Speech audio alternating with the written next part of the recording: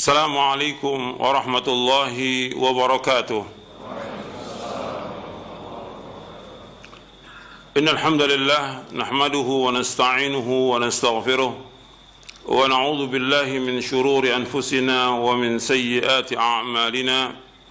من يهده الله فلا مضل له ومن يضلل فلا هادي له. أشهد أن لا إله إلا الله وحده لا شريك له وأشهد أن محمدا عبده ورسوله. يا أيها الذين آمنوا اتقوا الله حق تقاته ولا تموتن إلا وأنتم مسلمون. يا أيها الناس اتقوا ربكم الذي خلقكم من نفس واحدة وخلق منها زوجها وبث منهما رجالا كثيرا ونساء واتقوا الله الذي تساءلون به والأرحام إن الله كان عليكم رقيبا. يا أيها الذين آمنوا اتقوا الله وقولوا قولا سديدا يصلح لكم أعمالكم ويغفر لكم ذنوبكم ومن يطع الله ورسوله فقد فاز فوزا عظيما. أما بعد فإن أصدق الحديث كتاب الله وخير الهدي هدي محمد صلى الله عليه وعلى آله وسلم وشر الأمور محدثاتها وكل محدثة بدعة وكل بدعة ضلالة وكل ضلالة في النار. أيها الأخوة أعزكم kepada seluruh yang hadir yang mudah-mudahan dirahmati oleh Allah Taala, dan kepada kaum muslimin dan muslimat yang mendengarkan kajian ini yang mudah-mudahan dirahmati oleh Allah Taala. Alhamdulillah, kita bersyukur kepada Allah Subhanahu wa taala atas segala nikmat yang Allah karuniakan kepada kita, dan kita bersyukur kepada Allah diberikan hidayah di atas Islam dan sunnah, dan kita wajib menjaga hidayah ini dan terus berusaha untuk belajar, memahami, mengamalkan, dan kita berusaha bagaimana kita mengisi waktu kita untuk melakukan amal-amal soleh yang ikhlas karena Allah dan ittiba kepada Rasulullah sallallahu alaihi wasallam. Kemudian selalu memohon kepada Allah dari amal-amal itu agar amal-amal itu diterima oleh Allah Taala. Karena banyak orang melakukan amal soleh tapi amalnya tidak diterima oleh Allah.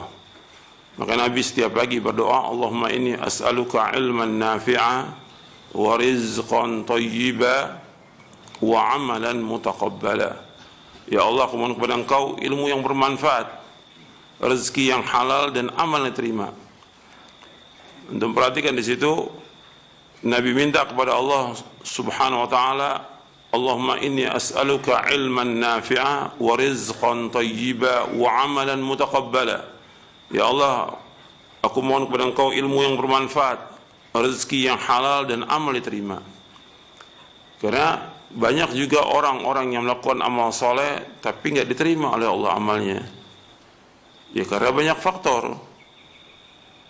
Ya faktor riya atau tujuan-tujuan yang lain, bukan tujuan karena Allah, atau yang lainnya yang sehingga amal-amal itu batal. Yang harus kita berusaha bagaimana amal kita diterima oleh Allah, sehingga seperti yang sudah saya sebutkan pada pekan yang lalu dari kajian kita, amal itu tergantung daripada akhirnya. Innamal a'malu bil khawatim. Amal itu tergantung daripada akhirnya. Jadi bukan di awalnya, di akhirnya. Kalau kita baik di akhirnya, maka insya Allah juga akan baik. Di dalam buku Waktumu Dihabiskan Untuk Apa, saya bawakan penjelasan dari Fudail bin Iyad rahimahullah. Fudail bin Iyad berkata kepada seorang, berapa usiamu? Ia menjawab 60 tahun. Fudail berkata, kalau begitu sejak 60 tahun silam engkau berjalan menuju kepada Allah, dan tidak lama lagi engkau akan tiba kepadanya. Orang itu berkata, inna lillahi wa inna ilaihi raji'un. Fudail bin Iyad rahimahullah berkata, tahukah engkau penafsiran ucapanmu itu tadi? Penafsirannya, aku adalah hamba Allah dan aku akan kembali kepada Allah. Barang siapa yang mengetahui bahwa dirinya adalah hamba Allah dan akan kembali kepadanya, maka hendaklah ia mengetahui bahwa dirinya akan dihisab pada hari kiamat. Barang siapa yang mengetahui bahwa dirinya akan dihisab pada hari kiamat, hendaklah ia mengetahui bahwa ia akan ditanya. Barang siapa yang mengetahui bahwa dirinya akan ditanya, hendaklah ia menyiapkan jawaban pertanyaannya. Ia berkata, bagaimana caranya? Fudail bin Iyad rahimahullah berkata, sederhana. Artinya sederhana sekali jawabannya. Kata orang itu, apa itu?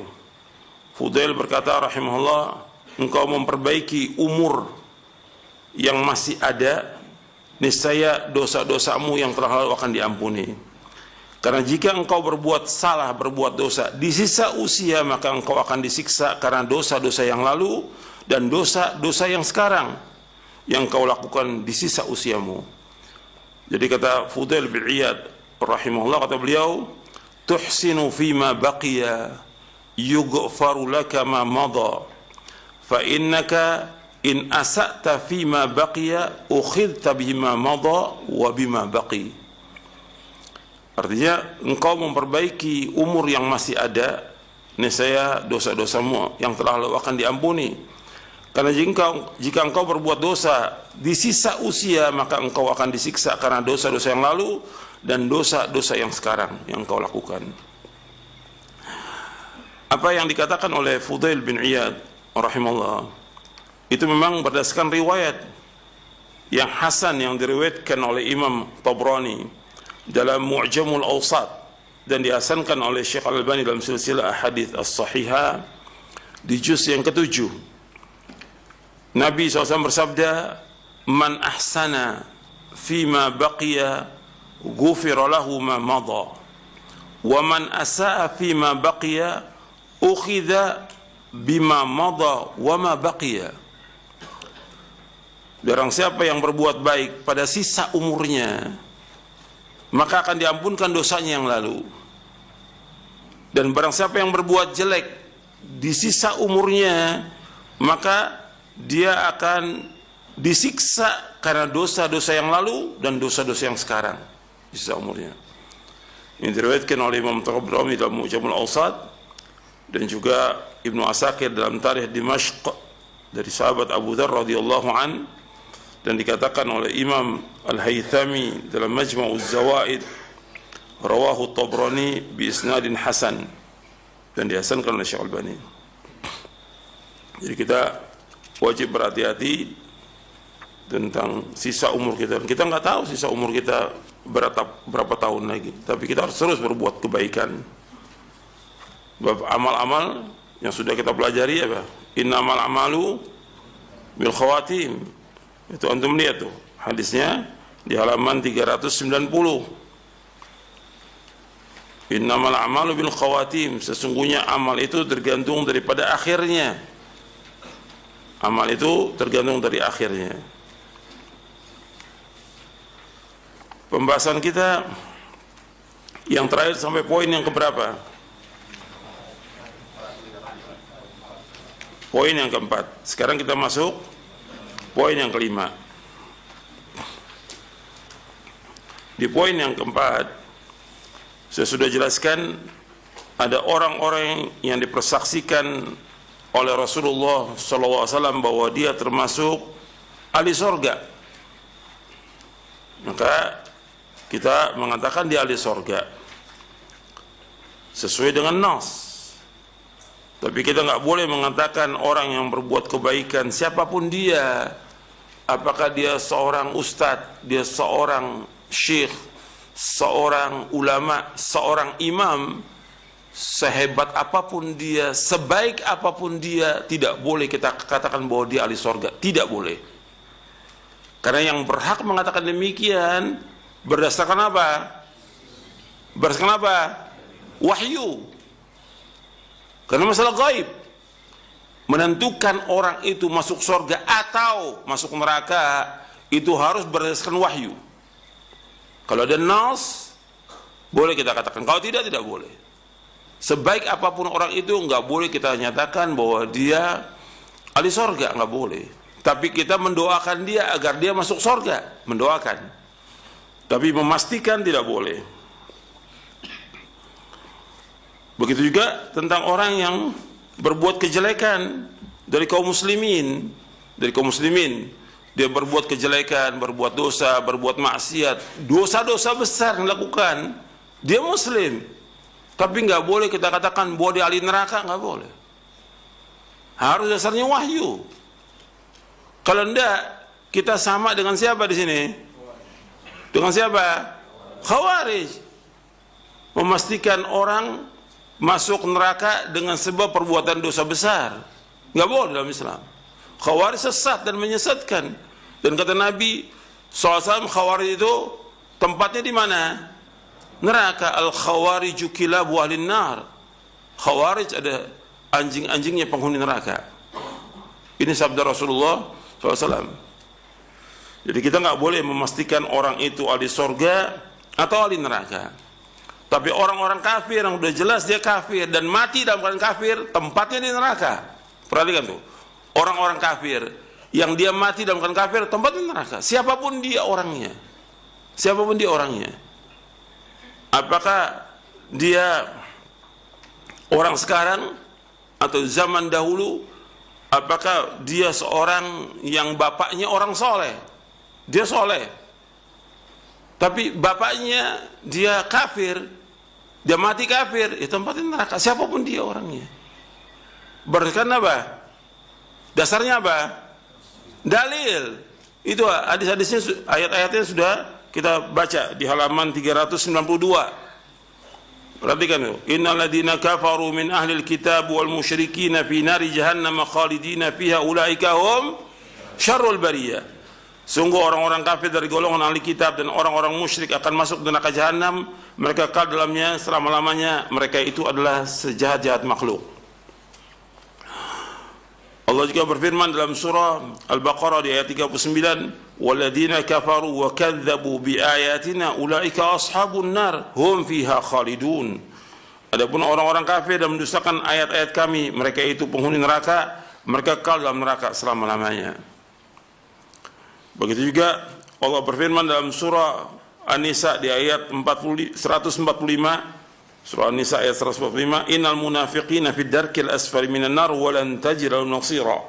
Sungguh orang-orang munafik itu ditempatkan pada ikatan yang paling bawah dari neraka dan kamu tidak akan mendapat penolong pun bagi mereka. Artinya banyak ayat-ayat Al-Quran menjelaskan bahwa orang kafir itu tempatnya di neraka.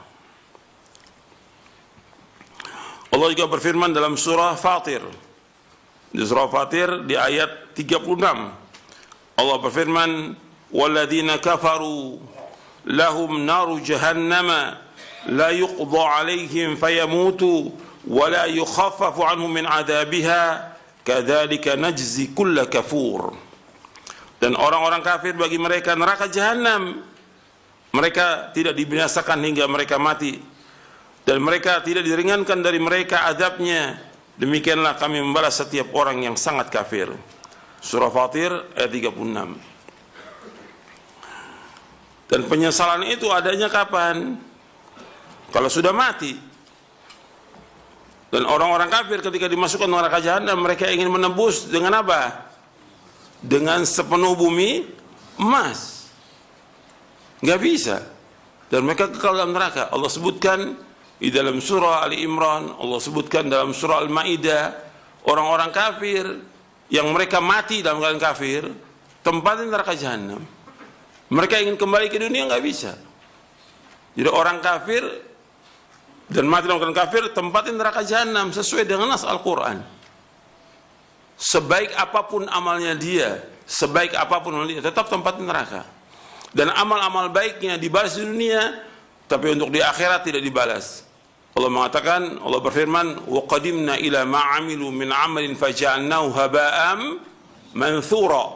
Dan kami hadapkan amal-amal mereka yang baik, kami jadikan seperti debu-debu yang berterbangan.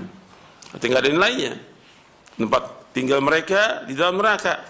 Dan mereka ingin kembali ke dunia. Nggak bisa. Dan ini ada beberapa ayat Al-Quran di dalam surah Ali Imran di ayat 91. Allah menyebutkan, "Innal ladzina kafaru wa matu wa hum kuffarun fala yuqbala min ahadihim mil'ul ardi dhahaba wa la yuftara bih ulaika lahum 'adzabun alim wa ma lahum min nasirin." Sesungguhnya orang-orang kafir dan mereka mati dalam keadaan kafir, maka tidak akan diterima bagi mereka, meskipun mereka menebus dengan sepenuh bumi emas. Ulaika lahum adzabun alim, bagi mereka azab yang pedih dan mereka tidak punya penolong. Jadi orang-orang kafir itu ketika mereka masuk di neraka, mereka ingin kembali ke dunia, ingin menebus dengan sepenuh bumi emas, bukan sekilo 2 kilo, bukan seton 2 ton, sepenuh bumi emas. Nggak ada manfaatnya dan kekal dalam neraka selama-lamanya. Allah sebutkan lagi dalam surah Al-Maidah,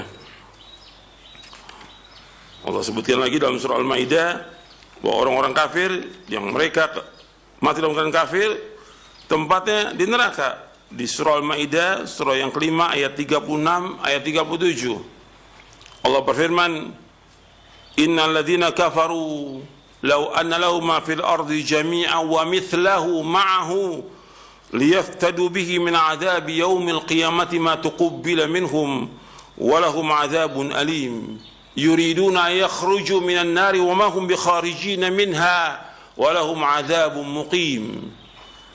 Sesungguhnya orang-orang kafir, kalau seandainya mereka itu mempunyai seluruh yang ada di muka bumi ini dan yang seperti itu, satu muka bumi dan seperti itu juga, untuk menebus dirinya dari azab hari kiamat, maka nggak akan diterima oleh Allah.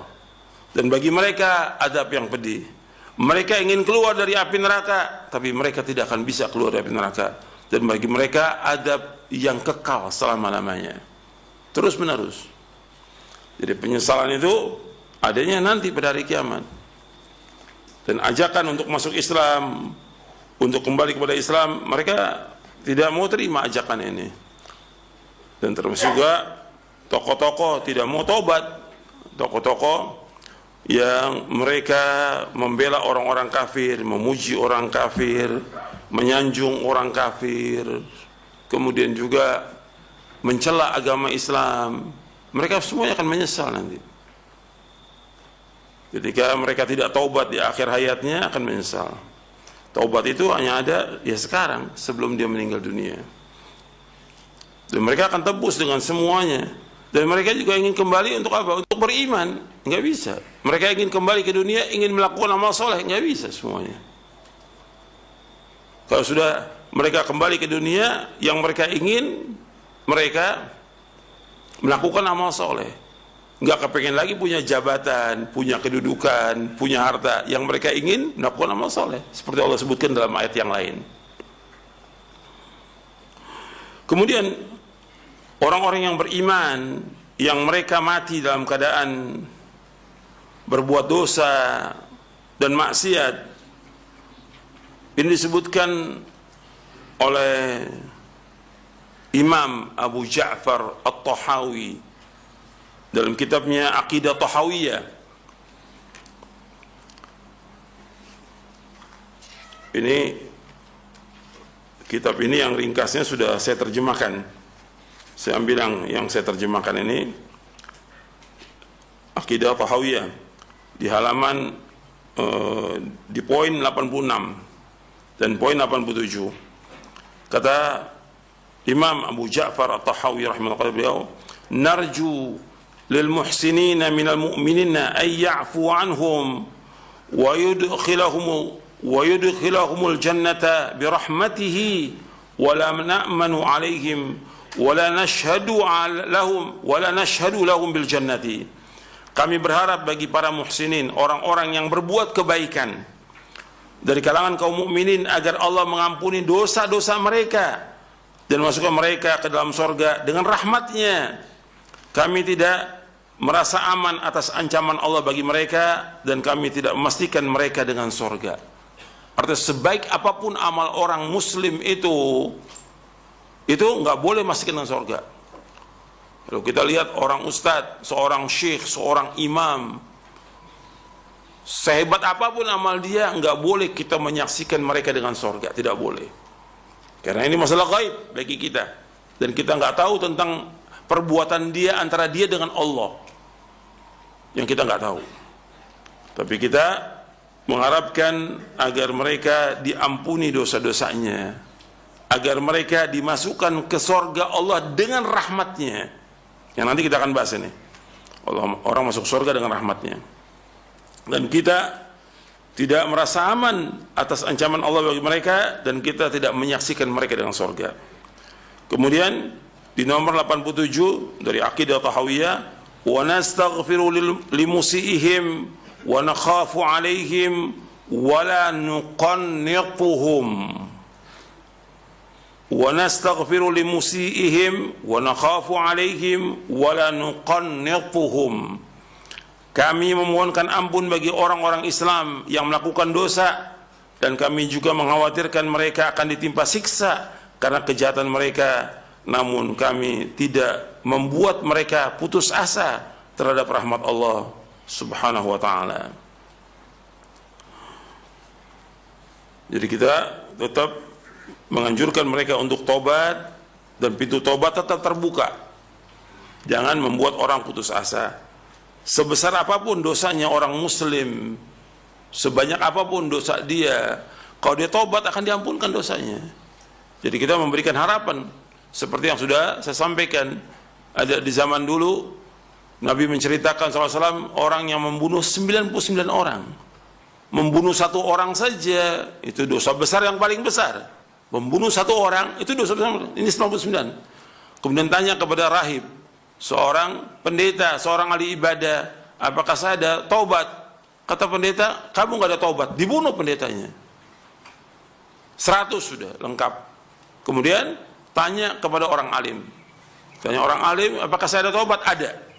Jadi kalau orang berilmu, ketika ditanya ada taubat, ada taubat. Tapi kamu harus hijrah. Jadi memberikan harapan kepada orang, tidak membuat orang putus asa. Sekarang kita lanjutkan poin yang kelima dari pembahasan al-wa'du wal-wa'id dari syarah akidah Ahlussunnah wal Jamaah. Poin yang kelima, Ahlussunnah menetapkan orang-orang yang dipastikan masuk dalam neraka dengan dasar ayat Al-Quran dan hadis-hadis yang sahih, seperti Abu Lahab, Abdul Uzza bin Abdul Muttalib, istrinya Ummu Jamil Arwa bintu Harb, serta yang lainnya, yang artinya yang Allah sudah jelaskan bahwa tempat mereka di neraka, seperti Fir'aun, Haman, Qarun, dan yang lainnya, yang Allah sudah tetapkan dalam Al-Quran, atau Nabi juga menetapkan. Maka kita wajib menetapkan demikian, siapapun dia orangnya. Kalau Nabi sudah tetapkan bahwa dia tempat di neraka, ya kita harus pastikan tempat dia di neraka sesuai dengan ketentuan demikian. Yang Nabi juga SAW menyebutkan tentang bapak dan ibunya di neraka. Yang mengatakan demikian Rasulullah SAW, dan hadisnya sahih diriwayatkan oleh Imam Muslim dari sahabat Abu Hurairah dan juga dari sahabat Anas bin Malik. Artinya ketika Nabi menyebutkan demikian, ya Nabi juga sebagai manusia, kesianlah kepada orang tuanya, tapi Nabi mengatakan demikian. Kalau Nabi sudah katakan demikian, sebagai seorang Muslim wajib apa di sini? Sami'na wa ata'na. Jangan bantah dengan akal kita, jangan bantah dengan perasaan kita, jangan. Ada orang bertanya kepada Rasulullah, ya Rasulullah, di mana bapakku? Nabi menjawab SAW, hadis ini sahih riwayat Muslim, abi wa abaka finnar, abi wa abaka finnar, bapakku dan bapakmu tempat neraka. Ini yang mengatakan Rasulullah, dan hadisnya sahih diriwayatkan oleh Imam Muslim. Begitu juga ketika Nabi SAW menjelaskan kepada para sahabat, aku minta izin kepada Allah untuk memintakan ampun untuk ibuku. Allah tidak izinkan, tapi aku diizinkan untuk ziarah. Jadi Nabi yang mengatakan demikian siapa? Rasulullah Sallallahu Alaihi Wasallam. Jadi kalau Rasul yang mengatakan demikian, ya kita sami'na wa ata'na. Jangan membantah, jangan pakai akal kita, jangan pakai perasaan. Ini agama. Agama pakai apa? Dalil, bukan pakai perasaan. Agama pakai dalil. Kalau agama pakai dalil, jangan pakai perasaan. Disebutkan di dalam hadis yang sahih diriwayatkan oleh Imam Muslim dan yang lainnya, itu disebutkan bahwa inna abi wa abaka finnar. Ini diriwayatkan oleh Imam Muslim dan riwayatnya sahih.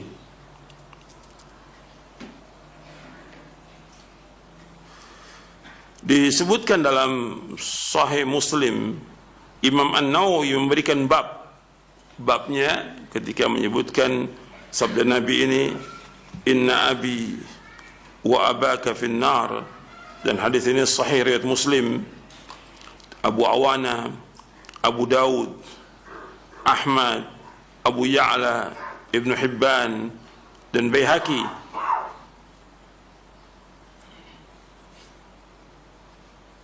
Di dalam Syarah Muslim, Imam Nawawi memberikan babu bayani anna man mata al kufri fahuwa finnar wala tanaluhu syafa'atun wala tanfa'uhu qarabatul muqarrabin. Bab yang menjelaskan bahwasanya orang yang mati di atas kekafiran maka tempatnya neraka, tidak mendapatkan syafaat dan juga bermanfaat kerabatnya orang yang dekat dengan dia, kerabatnya orang soleh, kerabatnya Nabi, tapi dia mati kafir, yang nggak bisa bermanfaat sama sekali. Fama tanfa'uhum syafa'atus syafi'in. Ini Imam Muslim membawakan riwayat inna abi wa abaka finnar dalam Kitabul Iman di Sahih Muslim. Kitabul Iman di Sahih Muslim. Antum bisa lihat itu dari sahabat Anas radhiyallahu an. Kemudian yang berkaitan dengan ibunya Nabi juga dari sahabat Abu Hurairah, diriwayatkan juga oleh Imam Muslim. Jadi kata Nabi SAW, ista'dzantu rabbi an astaghfira li ummi falam ya'dhan li wasta'dhantuhu an azura qabraha fa'adhina li. Dari sahabat Abu Hurairah radhiyallahu an, qala Rasulullah sallallahu alaihi wasallam, telah bersabda Rasulullah SAW, ista'dhantu rabbi, aku minta izin kepada Rabbku, an astaghfira li ummi, untuk mintakan ampun untuk ibuku. Falam ya'dhan li, Allah tidak mengizinkan aku. Wasta'dhantu an azura qabraha, dan aku minta izin untuk menziarahi kuburnya. Fa'adhina li, dan aku diizinkan. Artinya diizinkan untuk menziarahi kuburnya, tapi untuk mintakan ampun tidak boleh. Memintakan ampun untuk orang-orang kafir tidak boleh dalam Islam. Dasarnya apa dalil? Antum lihat di dalam surah At-Taubah, Allah menyebutkan tentang tidak bolehnya kita memintakan ampun untuk saudara, kerabat, orang tua, anak yang mati dalam keadaan kafir. Surah At-Taubah ayat 113. Surah At-Taubah surah 9 ayat 113. Allah berfirman, maka lin nabi wal ladzina amanu ayastaghfiru lil musyrikin walau kanu uli qurba min ba'di ma tabayyana lahum annahum ashabul jahim.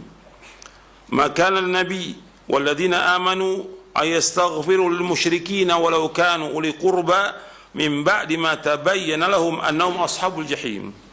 Tidak patut bagi Nabi dan orang-orang beriman untuk memohonkan ampun bagi kaum musyrikin. Artinya orang-orang yang mati dalam keadaan musyrik, meskipun mereka adalah sanak kerabat yang dekat. Sesudah jelas bagi mereka bahwa mereka adalah penghuni neraka jahim. Ini nas Al-Quran menjelaskan demikian. Kemudian Imam An-Nawawi dalam syarahnya memberikan penjelasan bagi Imam Nawawi tentang hadis ini, fihi nahyu anil istighfari lil kuffari. Di sini larangan untuk mintakan ampun kepada orang-orang kafir. Artinya Imam Nawawi juga menjelaskan bahwa ibunya Nabi SAW mati dalam keadaan kafir. Ini dalam Muslim di kitab Al-Janaiz, di Sahih Muslim.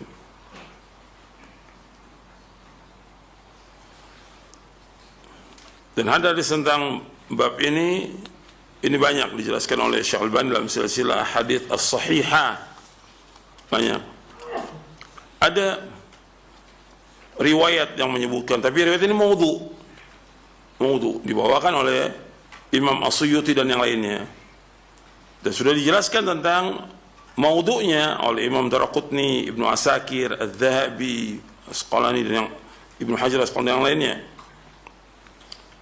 Jadi ada riwayat dibawakan oleh Imam Suyuti, ini termasuk kelalaian dari Imam Suyuti rahimahullah. Dia membawakan hadis yang batil, maudhu.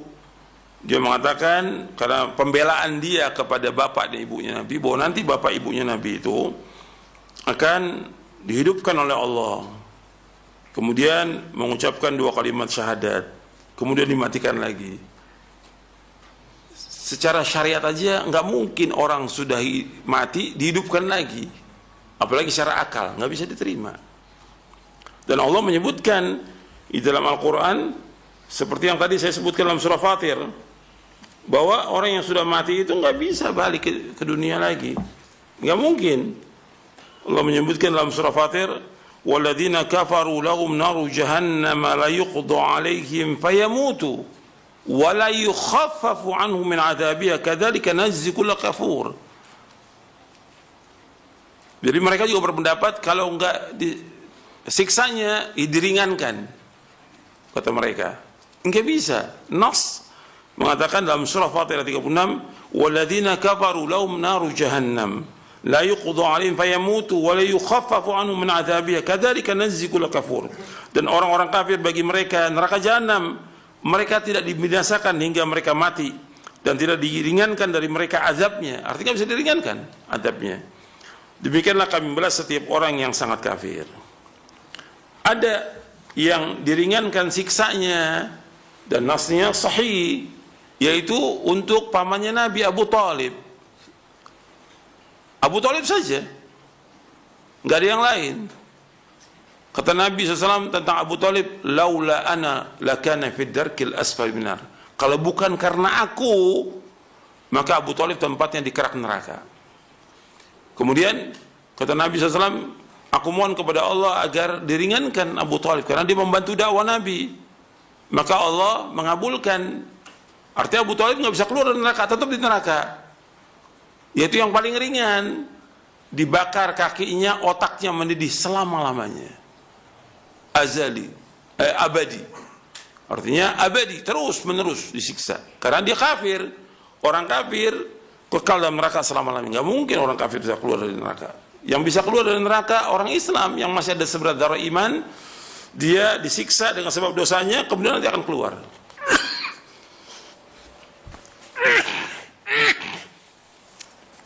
Jadi orang Islam yang masih ada seberat iman di hatinya disiksa oleh Allah dan dia akan keluar dari api neraka.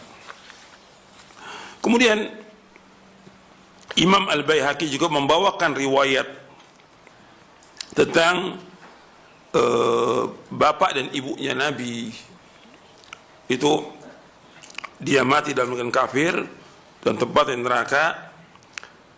Imam Baihaqi mengatakan begini, Imam Baihaqi mazhabnya Syafi'i. Dia berkata dalam kitabnya Sunan Al-Baihaqi, kata beliau begini, di juz yang ke-7, di Sunan Baihaqi juz yang ke-7, di halaman 190. Kata beliau begini, setelah membawakan riwayat-riwayat itu, kata Imam Baihaqi, wa abawahu kana musyrikaini bidalili ma akhbarna. Artinya kedua bapaknya itu mati dalam keadaan musyrik. Kalau orang mati dalam keadaan musyrik, tempatnya di mana? Di neraka. Dalilnya apa? Dalil yang kami sudah bawakan riwayat-riwayatnya di Sunan Baihaqi di juz yang ke-7 di halaman 190. Ini nas yang harus kita terima, taslim. Jadi kalau ada dalil, taslim. Jangan dibantah dengan akal kita, jangan dibantah dengan perasaan. Ini agama dalil, agama wahyu. Yang menyampaikan, kita bisa tahu bahwa bapak ibunya Nabi itu tempat neraka. Yang menyampaikan siapa? Saya ulangi lagi, antum jawab. Kita bisa tahu ini bapak ibunya di tempat neraka. Yang menyampaikan siapa? Rasulullah SAW. Kadang-kadang orang nggak sadar yang dikecam siapa? Khotibnya atau ustadznya membawakan. Padahal yang saya bawakan dalil. Kok antum nggak salahkan Rasulullah? Kenapa Rasulullah mengatakan bapak ibunya neraka? Kok ustadznya disalahkan? Dan keluar macam-macam tuh kalimatnya tuh. Ya, kadang-kadang keluar kalimatnya, oh ini Wahabi mengkafirkan orang ini. Ini dalil yang saya bawakan. Antum bisa lihat di Sahih Muslim nanti, bisa juga lihat di Mu'jam At-Tabrani, di Mu'jam Al-Kabir, antum bisa lihat. Kemudian di silsilah hadits as-sahihah, antum bisa lihat di nomor 2592. Arti di juz yang ke-6. Dan juga yang lainnya. Saya bawakan banyak dalil tentang masalah ini. Dan ini riwayat-riwayat yang sahih, yang kita kewajibannya sami'na wa ata'na. Kita taslim. Kita nggak punya kekuasaan apa-apa. Kita mau bela, bagaimana mau bela? Yang mengatakan ini siapa? Rasulullah SAW. Yang mesti membela bapak ibunya siapa mestinya? Rasulullah. Tapi karena meninggal dalam keadaan kafir, Rasul menyampaikan sesuai dengan yang sudah dinaskan dalam Al-Quran dan juga yang disabdakan oleh beliau sallallahu alaihi wasallam, bahwa orang kafir siapapun dia tempatnya di mana? Neraka.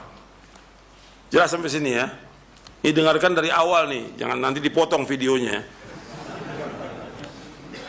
Sebenarnya orang yang potong video itu dosanya dosa besar gitu. Ya, yang potong-potong video dosanya dosa besar. Kenapa? Karena kadang-kadang kalimatnya belum selesai dipotong oleh dia. Kemudian akhirnya orang dituduh, dibully dan segala macam, padahal dibawakan benar dengan dalil. Gitu. Makanya antum dengarkan dari awal sampai akhir, jangan dipotong, jelaskan dari awal sampai akhir. Ini saya bawakan dalil, karena pembahasannya bab ini.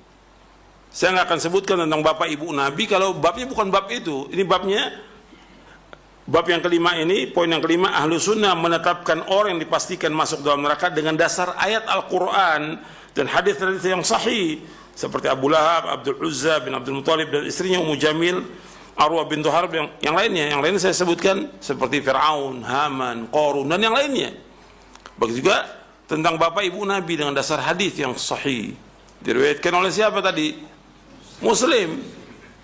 Dua-duanya riwayat Muslim. Diriwayatkan oleh yang lain selain Muslim juga diriwayatkan oleh yang lain. Tadi saya bawakan beberapa riwayat, Abu Daud, Imam Baihaqi dan yang lainnya. Tinggal antum lihat dalilnya. Jangan pakai perasaan, jangan pakai hawa nafsu, jangan.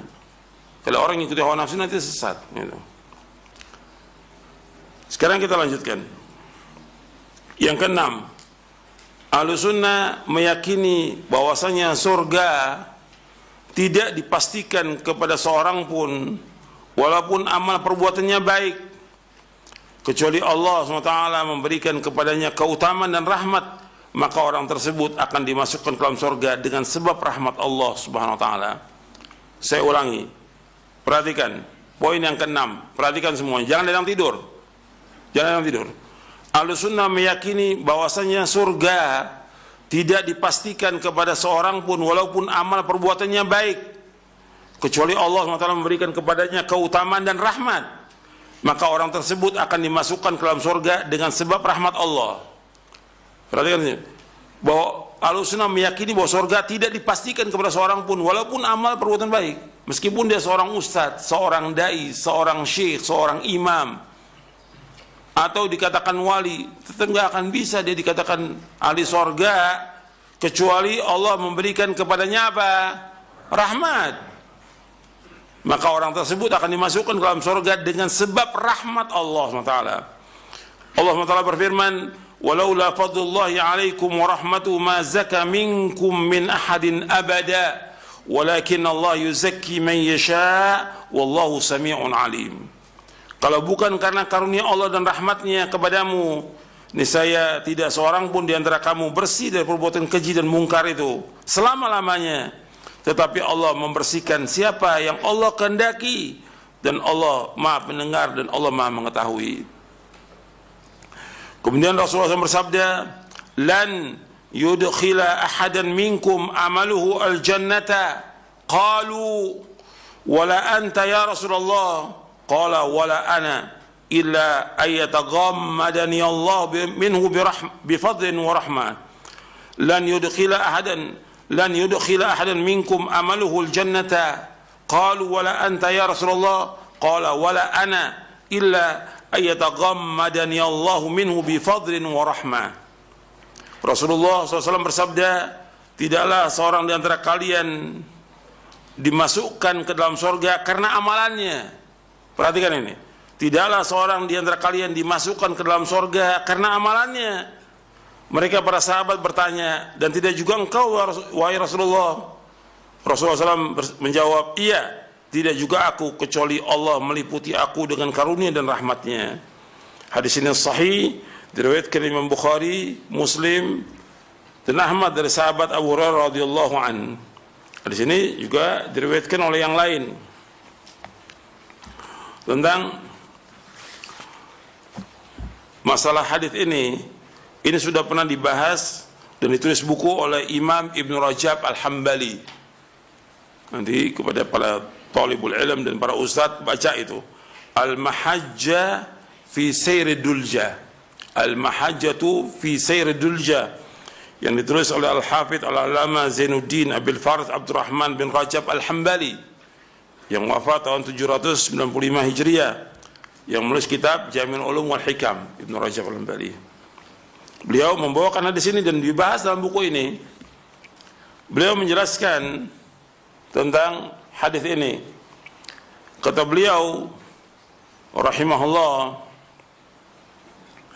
bahwa hadis-hadis yang berkaitan tentang masalah ini merupakan hadis-hadis yang mulia, dan ini merupakan aslun azimun wa qa'idatun muhimmatun, merupakan pokok yang besar dan kaidah yang penting. Apa di antara kaidah yang penting dalam hadis ini? Ini saya simpulkan sendiri setelah saya baca. Yang pertama, dari tulisannya beliau ini, anna amal insani la yunjihi minan nar wa la yudkhiluhul jannata wa innama yahsulu bi maghfiratillahi wa rahmatihi. Bahwa amal seseorang tidak akan bisa menyelamatkan dia dari api neraka dan tidak akan masukkan dia ke surga kecuali dengan ampunan Allah dan rahmatnya. Kecuali dengan ampunan Allah dan rahmatnya. Kata beliau, wa innama dzalika kullu innama yahsulu bi maghfiratillahi wa rahmatihi. Kecuali semua itu didapati dengan ampunan Allah dan rahmatnya. Orang itu bisa selamat dari api neraka dengan ampunan Allah, dan seorang itu bisa masuk surga dengan rahmat Allah. Dengan rahmat Allah.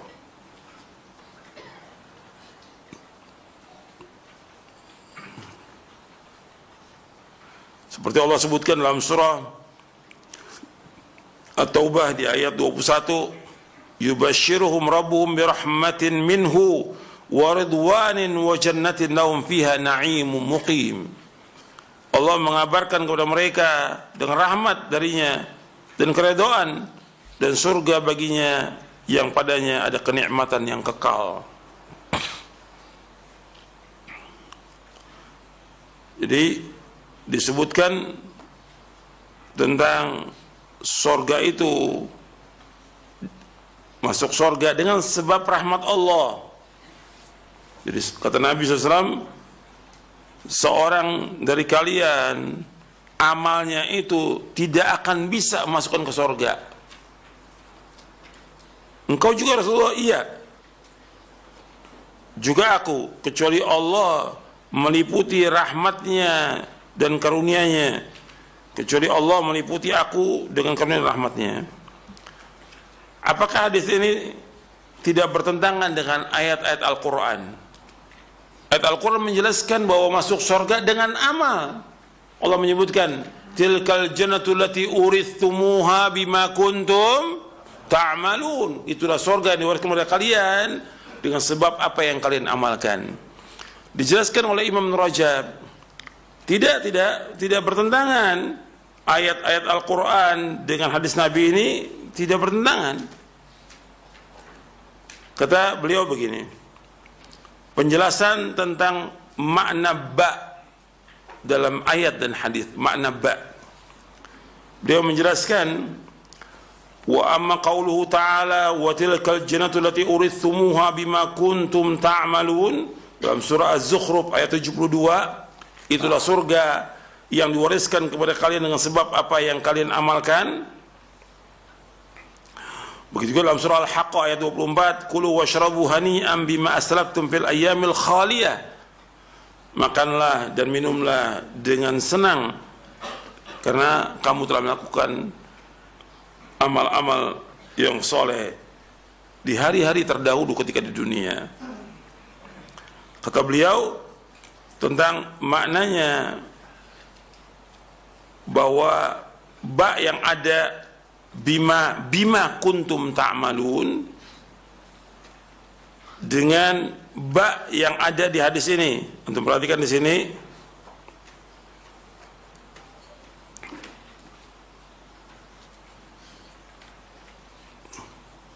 bima kuntum ta'malun lan yudkhila adukum al-jannata bi amalihi. Jadi ada riwayat Imam Ahmad. Kalau di sini saya bawakan riwayat dari lafaz Ahmad dan Muslim. Lafaz Ahmad ada dua. Ada lafaznya lan yudkhila adukum al-jannata bi amalihi. Tidak akan masuk surga seorang dari kamu dengan sebab amalnya, bi amalihi. Jadi ayat yang tadi bima kuntum ta'malun, di hadis ini dengan bi amalihi.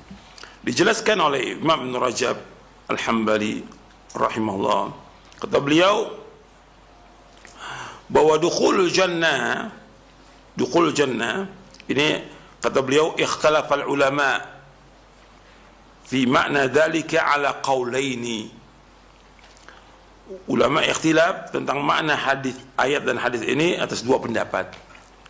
Aduhuma, yang pertama, anna dukhul jannah bi rahmatillah walakin inqisamul manazil bihasabil a'mal, bahwa masuk surga dengan rahmat Allah, tetapi pembagian tempat di surga tergantung dari amalnya. Karena Allah menyebutkan walikullin darajatum mimma amilu, bahwa bagi mereka itu mendapatkan tingkatan derajat tergantung daripada amalnya. Adapun masuk surganya dengan sebab rahmat Allah. Makanya Imam Sufyan bin Uyainah rahimahullah kata, kanu yarawna an-najata minan nari bi'afwillahi wa dukhul jannah bi fadlihi wa iqtisamil manazil bil a'mali. Kata Imam Sufyan ibn Uyainah rahimahullah, mereka, arti para sahabat, menganggap bahwa selamat dari neraka itu dengan sebab Allah memberikan ampunan dan maaf. Masuk surga dengan karunia Allah dan rahmatnya. Adapun pembagian tempat-tempat di surga tergantung dari amal. Kemudian wathani, kan pendapat ulama ada dua pendapat. Yang pertama, yang kedua, kata Ibnu Rajab, wathani annal ba' al-muthbatata fi qawli ta'ala bima kuntum ta'malun wa qawlihi bima aslaftum fil ayyamil khaliyah ba' as-sababiyyah, wa qad ja'ala Allahu al-amala sababan lidukhul jannah wa Wal ba' al manfiyah fi qawlihi lan yudkhiladukum al jannata bi amalihi ba' al muqabalah wal muawadhah. Kata Imam Rajab Al-Hambali, pendapat yang kedua dari ulama bahwa ba yang ditetapkan dalam ayat bima kuntum ta'malun itu surga yang diruaskan kepada kalian dengan sebab apa yang kamu amalkan, dan juga bima aslaftum min khaliyah, ini baknya bak sababiyah, bak sebab, artinya Allah menjadikan amal itu sebagai sebab masuk surga, sebagai sebab masuk surga. Bukan pasti orang beramal masuk surga, masuk surganya dengan sebab rahmat Allah. Amal merupakan sebab, tapi untuk masuk surganya ya Allah berikan rahmat. Sebab apa? Sebab antara amal dia dengan nikmat yang Allah berikan ini belum sebanding. Belum sebanding. Nanti saya akan jelaskan. Adapun ba yang dinafikan dalam hadis bahwa seorang tidak akan masuk surga dengan sebab amalnya, namanya ba al-muqabalah wal muawadhah, sebagai ba ganti dan imbalan atau bayaran. Bayaran. Saya umpamanya contoh begini. Saya beli sepeda dengan harga segini. Ya sepeda itu 1 juta atau 10 juta, ya harganya segitu udah. Saya bayar. Kemudian motor harganya 20 atau 30 atau 50 juta. Dibilang 50 juta dan memang itu harganya segitu, dibayar 50 juta. Sekarang dia akan dapat motor itu dengan dibayar dengan uangnya. Sekarang berkaitan dengan masalah surga, perhatikan. Kita melakukan amal soleh 1000 tahun. Amal soleh 1000 tahun. Kita nggak berbuat dosa. Kemudian amal soleh kita untuk bayar 2 mata ini kebayar nggak tuh? Untuk bayar nafas kita yang kita bernafas sepanjang hayat kita sampai kita meninggal dunia, kebayar nggak tuh nafas itu? Nggak kebayar dari amal soleh. Paham nggak ini? Jadi baknya itu seorang nggak akan masuk surga dengan sebab amalnya, bayaran, ganti. Saya beramal pasti surga, tidak. Amal kita sebagai sebab untuk masuk surga, tapi untuk masuk surga itu dengan sebab apa? Rahmat Allah. Karena apa? Karena sebanyak apapun amal kita belum bisa untuk masuk dalam surga, nggak bisa dibayar. Sekarang kalau tadi saya sebutkan tentang harga motor, saya kembali ke rumah deh. Rumah, ya. Harga rumah umpamanya 1 miliar. Dia bayar 1 miliar karena sesuai memang segitu harganya. Atau 2 miliar memang segitu harganya. Atau mungkin 3 miliar karena besar rumahnya, ada kolam renang segala macam, segitu. Ada pohon segala macam. Tapi dengan amal kita untuk membayar surga, kebayar nggak tuh? Nggak kebayar. Dengan semua kenikmatan yang ada, luasnya seluas langit dan bumi, semua kenikmatan ada di surga. Bagaimana kita beramal 1000 tahun untuk bisa membayar surga? Nggak mungkin bisa. Maka ada riwayat dibawakan oleh Imam Ibn Rajab. Tapi riwayat ini dhaif. Diriwayatkan oleh Imam Hakim dalam kitabnya Al-Mustadrak di juz yang keempat, dhaif riwayatnya. Dan dhaifkan oleh Syalbani. Yaitu riwayat ini sering dibawakan oleh para ulama untuk menjelaskan supaya orang ini paham. Ada orang di zaman dahulu, dia tinggal di satu tempat ibadahnya dia, di gunung, di dekat lautan, jauh dari manusia. Dia nggak berbuat dosa, dia ibadah di situ selama ratusan tahun. Dia ibadah kepada Allah Taala. Kemudian Allah matikan dia. Ketika dia mati, kemudian Allah katakan kepada malaikat, masukkan dia ke sorga dengan rahmatku. Kata orang ini yang ahli ibadah, ya Allah masukkan ke sorga dengan amalku. Kata Allah masukkan ke rahmatku. Gak mau. Kata Allah kepada orang ini, kepada malaikat, masukkan dia ke neraka. Masukkan ke neraka. Kata orang, jangan ya Allah, masukkan aku ke sorga dengan rahmatmu. Dimasukkan ke sorga dengan rahmatnya. Tapi riwayatnya dhaif. Artinya untuk menjelaskan bahwa amalnya dia nggak bisa untuk membayar sorga. Paham? Amalnya dia yang ratusan tahun nggak bisa bayar sorga, nggak bisa. Sekarang jangankan untuk membayar sorga, bayar nikmat Allah yang Allah berikan kepada kita aja ini belum bisa kita bayar dengan ibadah kita, dengan nikmat mata, nikmat hidung, nikmat mulut, nikmat telinga, nikmat jantung, nikmat udara, nikmat tangan, kaki, semua. Belum lagi Allah berikan segala macam air, makanan, semua Allah yang berikan. Wa ma bikum min ni'matin, wa ma bikum min ni'matin famin Allah. Apa saja nikmat yang kamu peroleh semua datang dari Allah. Enggak ada satupun nikmat yang tidak datang dari Allah, tidak ada. Semua nikmat semua dari Allah. Kalau semua datang dari Allah, kita beramal soleh, nggak bisa untuk membayar sorga, nggak bisa. Jadi masuk sorga dengan apa? Paham nggak sampai sini? Paham? Ya. Artinya untuk membayar sorga itu nggak bisa dengan amal kita 1000 tahun, nggak bisa. Sesoleh apapun amal kita, kita nggak berbuat dosa, nggak bisa. Karena untuk membayar dari apa yang Allah berikan nikmat aja nggak bisa. Nikmat oksigen kita bayar dengan ibadah kita 100 tahun belum bisa kebayar. Kita bisa bernapas ini, subhanallah nggak bisa dibayar. Banyak orang nggak bisa napas kemudian meninggal dunia. Jantung kita masih berdenyut. Begitu juga kita masih bisa berbicara, kita bisa masih makan, kita masih bisa buang air. Itu kenikmatan yang luar biasa. Nggak bisa dibayar dengan amal soleh kita. Apalagi sorga, kenikmatan yang abadi, nggak bisa. Mala ainun ra'at wala udhunun sami'at wala khatar al qalbi basar. Nggak bisa. Sorga itu kenikmatannya nggak bisa dibayangkan. Dengan mata ini kita pernah melihat keindahan di muka bumi ini, indah yang luar biasa. Ya jauh dengan sorga. Atau kita pernah dengar telinga kita tentang kenikmatan segala macam di dunia, nggak bisa dibayangkan dengan sorga. Dan nggak pernah terlintas di hati manusia. Jadi betul-betul surga kenikmatan yang luar biasa. Jadi nggak bisa dibayar dengan amal soleh kita. Amal soleh tetap karena ketentuan dari Allah harus kita melakukan amal soleh. Harus, wajib melakukan amal soleh. Dan Nabi juga menentukan demikian, wajib mengamalkan. Tapi untuk masuk ke dalam surganya itu dengan rahmat Allah SWT. Karena Nabi menyebutkan dalam hadis ini, aku juga tidak bisa.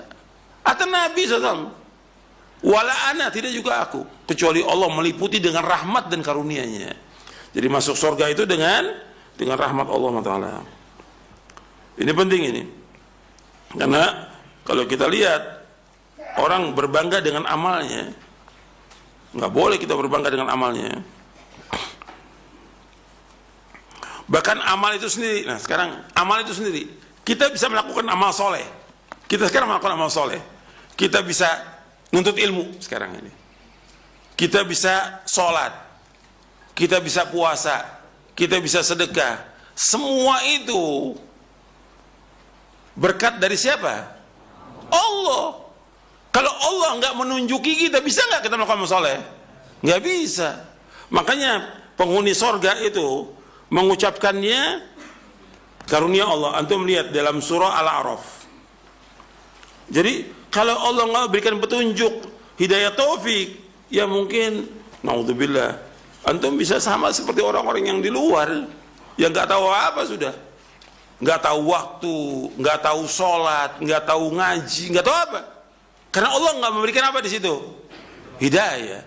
Karena hidayah di tangan Allah. Allah yudhillu man yasha wa yahdi man yasha. Allah menyesatkan siapa yang Allah kehendaki, Allah menunjuki siapa yang Allah kehendaki. Dengan petunjuk Allah yang Allah berikan ini sudah kenikmatan. Kita bisa melakukan amal soleh dengan siapa? Dengan apa? Dengan rahmat Allah, dengan hidayah dari Allah. Nggak mungkin kita bisa melakukan amal-amal soleh kecuali dengan rahmat Allah SWT. Allah menyebutkan di dalam surah Al-A'raf di ayat 43. Wa naza'na ma fi sudurihim min ghillin tajri min tahtihimul anhar. وقالوا الحمد لله الذي هدانا لهذا وما كنا لنهتدي لولا أن هدانا الله لقد جاءت رسل ربنا بالحق ونودوا أن تلكم الجنة أورثتموها بما كنتم تعملون. ونزعنا, dan kami telah menghilangkan pada dada mereka min ghillin, dari kedengkian, iri. Jadi udah nggak ada iri lagi di surga, nggak ada iri. Di dunia tetap ada. Bukan hanya orang awam, di antara pelajar juga banyak irinya, di antara ustadz banyak irinya, lebih banyak lagi ustadz-ustadz. Di antara ulama juga banyak yang iri. Gitu. Makanya di surga udah nggak ada, dicabut semuanya itu. Wa naza'na ma fi min ghillin tajri min tanwar. Dia tinggal di surga yang mengalir di bawahnya sungai-sungai. Wa qalu, mereka berkata, orang yang masuk surga berkata, alhamdulillahilladzi hadana li hadza wa ma kunna linahtadiya laula an hadanallah. Mereka berkata, segala puji bagi Allah yang telah menunjuki kami ke sini, ke mana? Ke surga. Allah menunjuk kami untuk melakukan amal-amal soleh yang dengan rahmat Allah dimasukkan ke surga. Dan kita nggak akan dapat petunjuk kalau Allah tidak memberikan petunjuk pada kami. Kita nggak akan dapat petunjuk untuk bisa masuk ke surga kalau Allah tidak tunjuki kami. Jadi petunjuk yang Allah berikan, kita bisa melakukan amal soleh, ini semua dari Allah Taala. Laqad ja'at rusul rabbina bil haqq. Dan sungguh telah datang Rasul Rabb kami dengan kebenaran.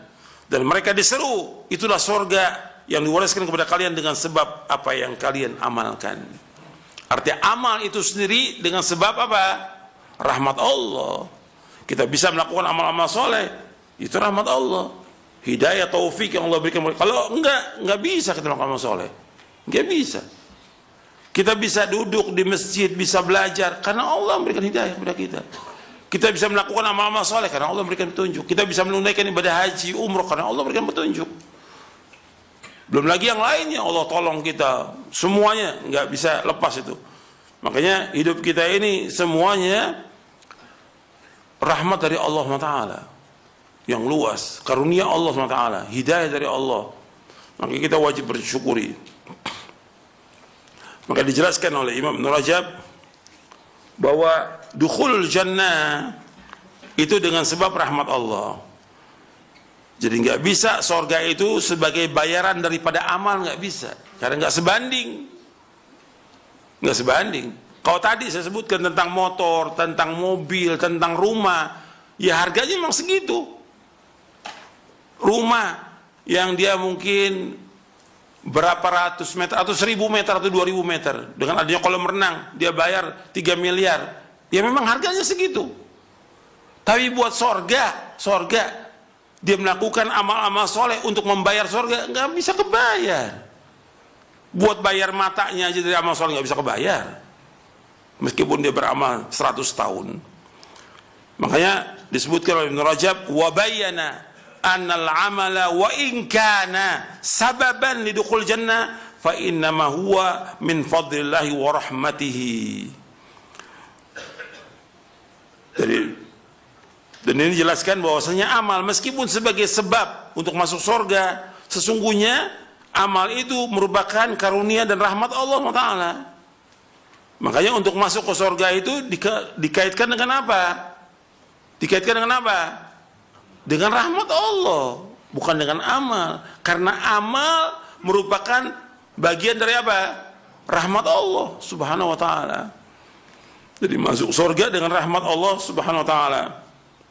Makanya dikatakan tentang surga dalam hadis yang sahih yang diriwayatkan oleh Imam Ahmad, Bukhari, Muslim dan Tirmidzi, Nabi SAW bersabda, Inna Allah Ta'ala yaqulu lil jannati anti rahmati arhamu biki man asya'u min ibadi. Allah Subhanahu wa ta'ala berfirman kepada surga, anti rahmati, engkau rahmatku. Surga itu rahmatku, kata Allah. Arhamu biki man asya' min ibadi. Aku menyayangi dengan engkau itu, artinya aku masukkan ke surga itu siapa yang aku kendaki dari hamba-hambaku.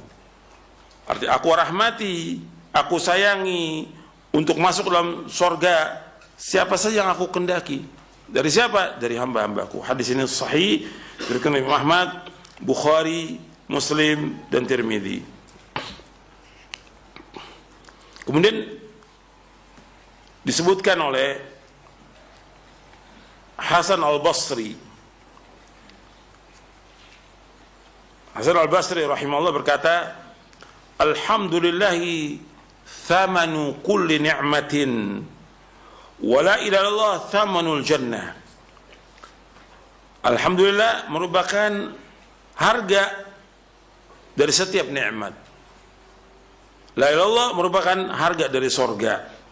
Artinya orang yang mengucapkan kalimat la ilaha illallah, dia harus paham tentang isinya, dia harus meyakininya, dia harus membenarkannya, dan dia harus mengamalkannya. Maka itu jaminan untuk masuk surga. Tapi untuk masuk ke dalam surganya itu dengan rahmat Allah, tapi dia harus mengamalkan. Pokoknya orang untuk masuk surga yang pertama kali tentang apa? Tauhid. Dari seluruh amal yang paling utama tauhid. Itu antum perhatikan tuh. Untuk masuk ke dalam surga yang pertama kali dengan tauhid kepada Allah. Makanya orang untuk bisa mendapatkan syafaat Nabi Muhammad SAW dengan apa? Tauhid. Makanya Abu Hurairah bertanya, ya Rasulullah, siapakah orang yang paling bahagia dengan syafaat mereka?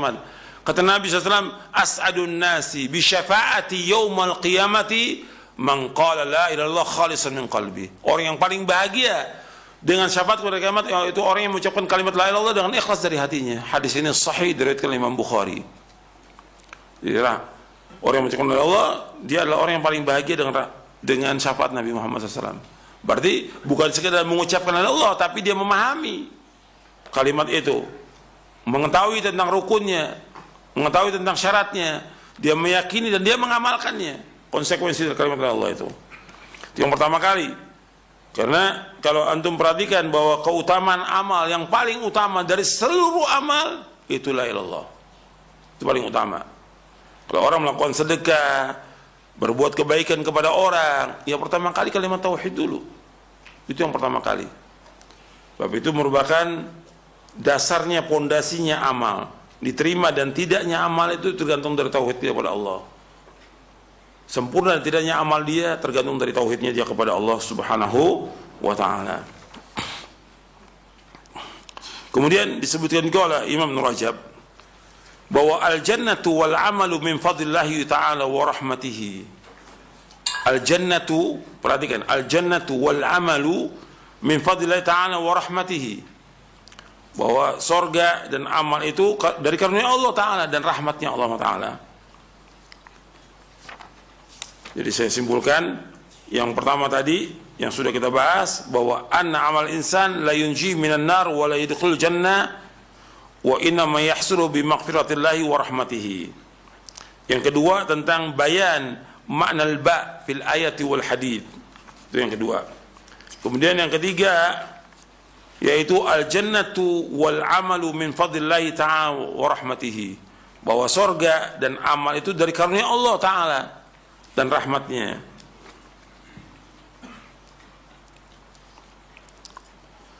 Kemudian yang keempat, asyaqawatu was-sa'adatu bi'adli wa rahmati jalla wa ala. Asyaqawatu was-sa'adatu bi'adlihi wa rahmati jalla wa ala. Bahwasanya celaka dan bahagia itu dengan adilnya Allah dan rahmatnya. Sekarang umpamanya ada orang atau manusia ini, dia diazab oleh Allah. Ini manusia Allah ciptakan. Setelah Allah ciptakan, Allah azab mereka semuanya. Saya mau tanya kepada antum, Allah zalim atau tidak? Tidak. Tidak zalim. Allah tidak zalim.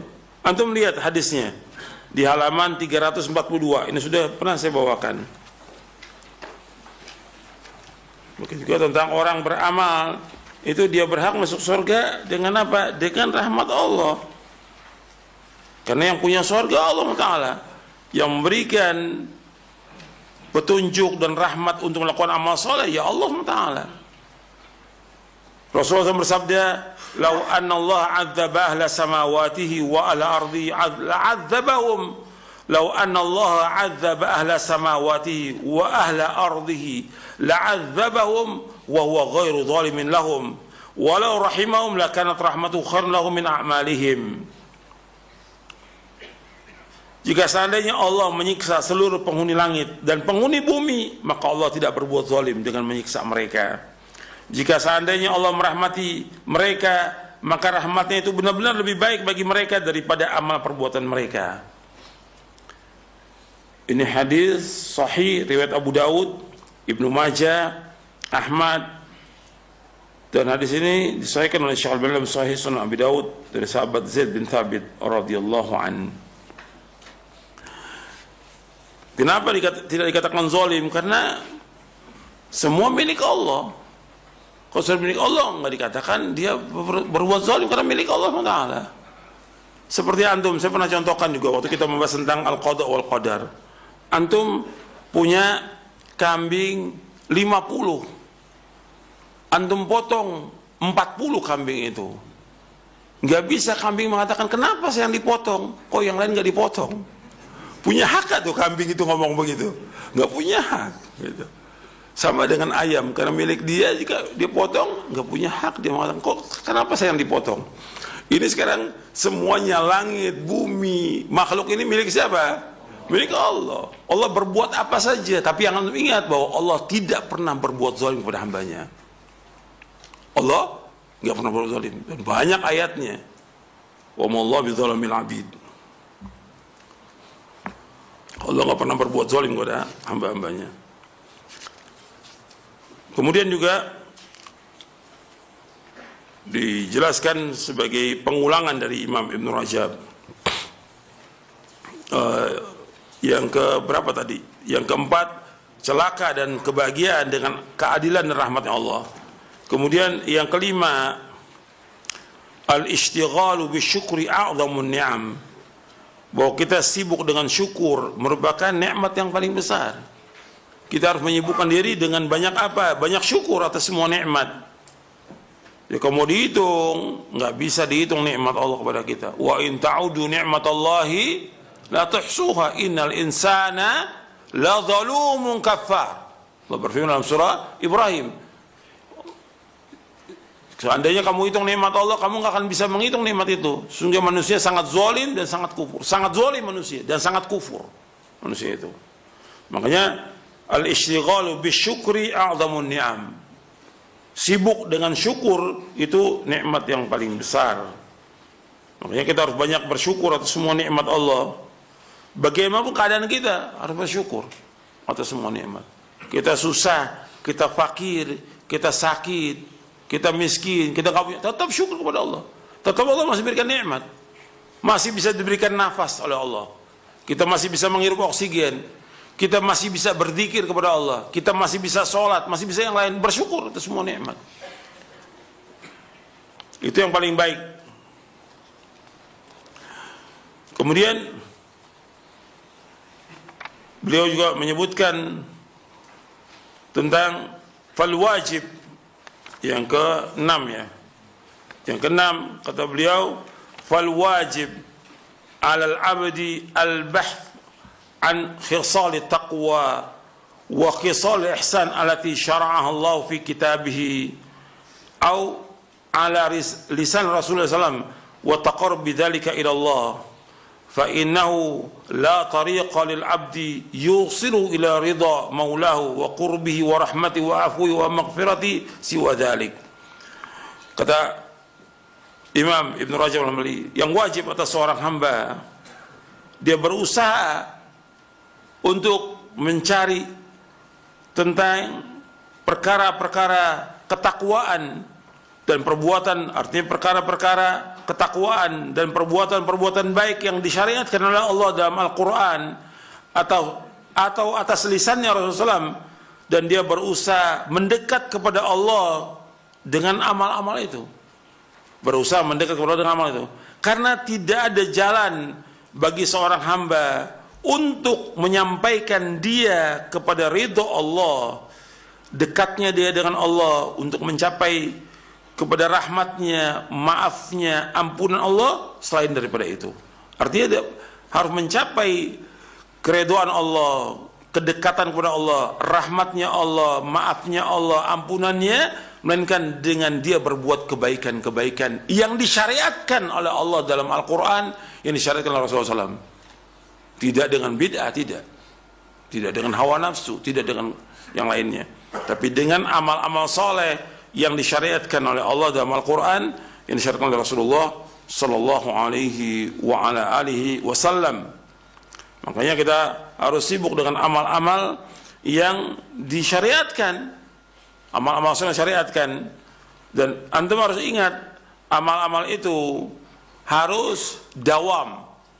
Yang kedua harus iqtisad, karena hadis itu berkaitan tentang seorang masuk surga dengan amalnya. Nabi suruh apa? Suruh saddidu wa qaribu, berlaku lurus, berlaku dekat. Itu artinya Nabi menyuruh kita untuk melakukan amal-amal soleh itu dengan dawam, continue. Yang kedua, Nabi suruh melakukan amal soleh dengan iqtisad, dengan sesuai dengan sunnah, jangan melakukan bid'ah, dan jangan gulu, jangan berlebih-lebihan. Gitu. Dan kalau sudah kita amalkan, jangan tinggalkan. Amal, ini amal soleh, jangan tinggalkan perbuatan baik itu. Contoh, Nabi bersabda kepada seorang sahabat, ini masih muda sahabat ini. Kata Nabi SAW, ya Abdullah, la takun mithla fulan, kana yaqumul laila fataraka qiyamal lail. Wahai Abdullah, jangan kamu seperti si fulan, tadinya sholat malam, kemudian ditinggalkan sholat malam. Ini pujian atau celaan? Celaan, nggak boleh kita. Udah biasa sholat malam, tinggalkan sholat malam. Karena sibuk dengan kerjaan, karena urusan dunia, urusan anak, urusan istri, urusan suami, urusan keluarga, urusan yang lain. Jangan, tetap harus kerjakan sholat malam. Hatta sakit, Nabi SAW tetap sholat malam.